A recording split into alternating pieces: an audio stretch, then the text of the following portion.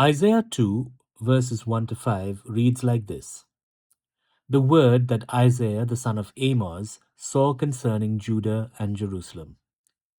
It shall come to pass in the latter days that the mountain of the house of the Lord shall be established as the highest of the mountains, and shall be lifted up above the hills, and all the nations shall flow to it.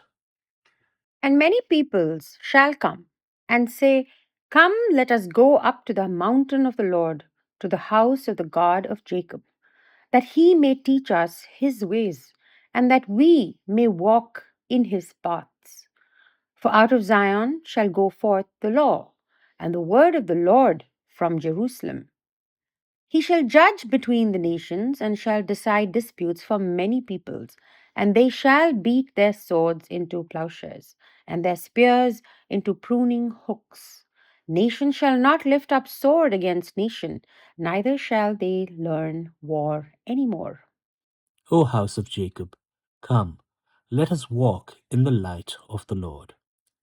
Isaiah is seeing Mount Zion, where the temple stood, where Yahweh dwelt amongst his people. Now we know this temple was destroyed. Yet, Isaiah is shown that in the last days, God would raise the mountain once more, exalt it, and all nations would stream to it. Amazing. This can only happen when the Messiah is king. The Samaritan woman in John chapter 4, verse 25 knew this. The woman said to him, I know that Messiah is coming, he who is called Christ. When he comes, he will tell us all things. Then in John 5:22 Jesus says, "For the Father judges no one, but has given all judgment to the Son." Remember, Jesus also claimed to be the true temple that would be destroyed and rebuilt in 3 days. In other words, God is not to be found in a place or building, but in a person.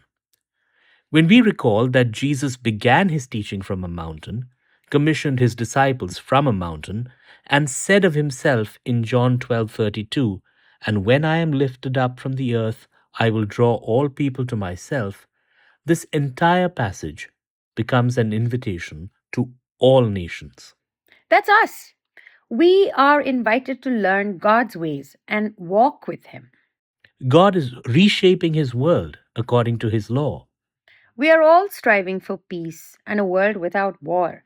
But when the Messiah, God's temple, is raised in God's mountain, then the nations will stream in. God's justice will reign, and there will be peace. The good news is, in Jesus, this is established already.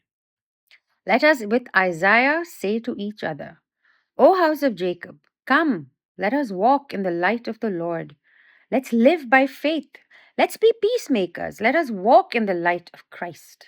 Just one thing: if peace, justice, and life are only possible in the Messiah, then even before the nations who will seek Jesus, it matters whether we are walking in his light and know him personally.